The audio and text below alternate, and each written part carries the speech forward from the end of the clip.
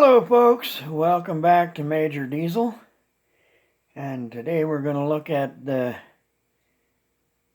first of the things that my father built that made things easier for my mother. We're going to look at my mother's walk-in refrigerator. Yeah, this here was my father's handiwork. My father passed away February of 2022, but this is perhaps his crowning achievement of stonework. Back in the early 70s, he went to Pennsylvania to visit my mom's relatives, and while he was down there, he took an interest in stone masonry. There's a lot of stone masonry in Pennsylvania, and he went and got some tips on how to build with stone from some masons in Pennsylvania, and his dream was to build a cellar that could be used as a refrigerator. Now, this here is, I think, the 5th or 6th stone cellar that he built. He also built stone foundations under several of the houses that he built. But we're going to take a look at this today and show what he learned about stonemasonry. If you look at this here, it looks like a straight plumb wall. In actuality, this wall is quite thick at the base and thinner at the top. You can't see it as well right here. But normally you build with stone about 2 foot thick wall at the base, and you can go up to only a foot thick at the top. Now, one thing you'll notice here, this is a root cellar that's built underground. This is just an entranceway that we entered here. And the entranceway gives you, well, you can see frost comes in on the first layer of stones, almost the whole way inside. And the ceiling here, the frost comes in almost the whole way to the second door. So this front is a buffer for the cold. Now if we look there, there's cracks in the stone. There's a couple places here where there's cracks in the stone. Stonework will crack and shift and the ground changes. You can't help that because it's not solid. The rocks are solid pieces, and the rest of the stonework is made up of mud that is smeared in between the rocks. Well, what we call mud. It's a type of cement that is easily moldable and sticks to the rocks. And it is important when you're doing stonework that you get the rocks a little bit wet when you smear the mud on them so that the mud sticks to them. But it is not as stable as cement. So you can't think of it like a cement wall. You have to build it with structure. Now inside here, you'll notice that this is in the shape of an archway. And yeah, you look at the back there, I'll try to get out of the shadow. It's an archway. Now he built an archway out of planks and slabs. It wasn't necessarily anything special, but it gave an archway shape. And then he stacked the rocks against the archway with the mortar between them. That's how he built with stone. Now you'll notice we've got tables in here and big tubs that are open. You don't want to store your vegetables in a cellar in closed, sealed containers. And if you put them in buckets, you make sure the buckets have holes in the bottom. You can see some of those buckets have holes in the bottom. That's so that any moisture that gets in can get out.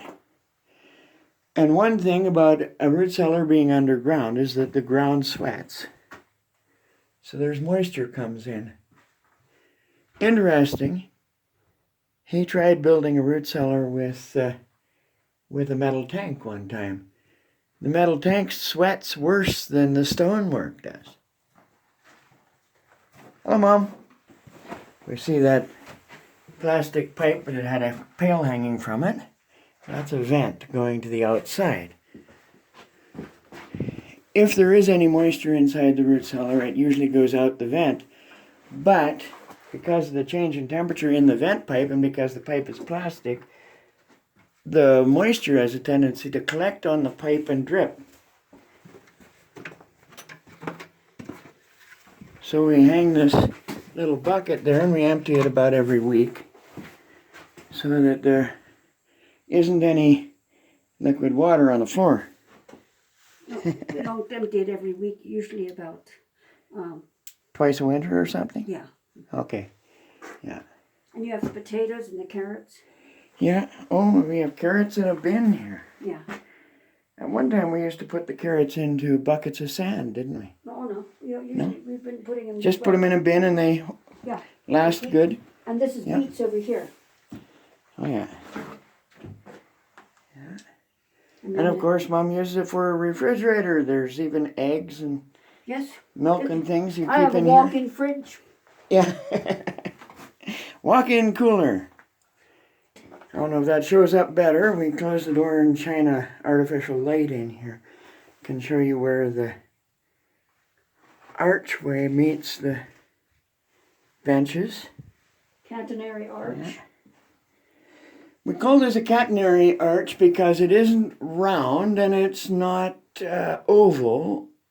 It's angled right so that the stones lean against each other. You can look up more of that in the encyclopedia. A lot of the old archways. Now that in the doorway is a vertical stone wall with a round arch above the top of it. And when you build a round arch, you have to place the stones more carefully, and you actually put in keystones. You can see there's a stone there that is tapered and wedges in. It's a way to build an archway above a doorway to make it strong. Different little things like that you learn about stonemasonry that makes it so it'll never fall down, even though the mortar might crack. And if you look at the floor here, there's an interesting thing. It's higher in the back than at the front.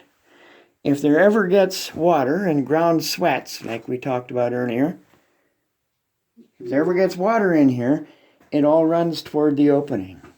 And you don't get water underneath your vegetables or mud on the floor. And you want to show the entrance here too? I think we looked at the entrance a little bit earlier. Oh, look, there's frost here. Yeah. It's interesting how the frost goes in a certain distance, but then it stops. Yeah. It's mostly around the door here. And this is at the coldest part of the whole place. Yeah. We have to make sure that there's at least 5 feet of dirt over top. Even a stone root cellar like that shifts in the cold and the door doesn't quite always match. Yeah, that pipe we looked at inside, you can see it up top there. The interesting thing about these doors, Dad made these hinges. They're blacksmithed out of pieces of scrap iron. And the door itself was made from a dented panel from an overhead garage door, so it's actually got a layer of insulation in it. You can't see here, but he put wood around the outside edge of it here. And those thumb latches, he bought some, but he redid them with some of his own blacksmithing as well.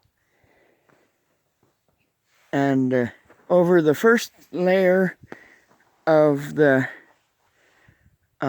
rock wall here at the top, just to give it a finishing touch, he put one of those garage door panels that was dented up and notched it out and kinked it so that it made a roof.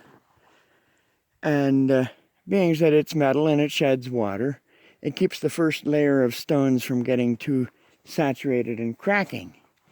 But the rest of the stonework is all protected by the 5 foot plus of dirt that is over top of the cellar. Now I say this is Dad's crowning work because his first root cellar that he built was back in 1974, 75 he built it.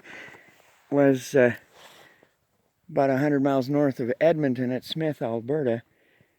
And he built a root cellar this size and made the rock wall that it's in front of it, instead of making it freestanding and putting it just a short distance from the house like he did this one, he built it so that the wall was right built into the end wall of the house. And I'll have to show you some pictures of that one. So this is a picture of one of the cellars that Dad built, the first one that he built actually. And where that pipe goes into the cement wall was actually the kitchen chimney. And there's a second pipe over at this side of the page, of the picture here, that would have been for the wood heater. And this was the back wall, end wall of our little house that we lived in at the time, or he was building at the time. And from the outside of the house, it looked like this. You see where the goats are standing is on the outside wall, and there was a chimney going up the side of the back of the house. So this was the inside of the house, and this is the outside of the house. Looking at it from outside over on this side where my finger is. So that was his unique root cellar built into the kitchen. So there you have it. We see how Dad built walk-in refrigerators in the past, and how his final root cellar that he built for my mother works like her refrigerator today. And that's just one of the many accomplishments that my father did. We'll look at some more in another video, so keep tuned.